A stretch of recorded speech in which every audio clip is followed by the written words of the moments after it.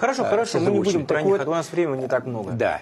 Так вот, еще раз говоря о Кавказе. А Кавказе – это на самом деле крайне интересный регион. Все регионы интересны. Кавказ в особенности потому, что там очень много разных народов.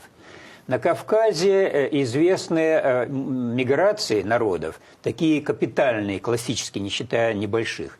Но, скажем, 7 тысяч лет назад на Кавказ пришли урукские миграции из Урук, из Месопотамии.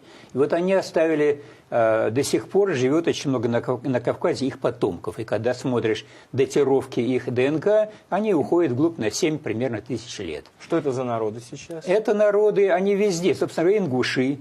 Это вот то, что называют, если по-английски произносить J2, J2. Или и краткое 2 по-русски, наверное, было бы. Их много. То есть Восточный Кавказ в большой степени – это вот те самые J2. А Западный Кавказ в большой степени R1A и, ну, опять же, по-английски было бы G2, а по-немецки G, наверное, было бы, буква G такая латинская. Поэтому разделение довольно четкое. Повторяю, Западный Кавказ G, а Восточный J. Ну, это для вас...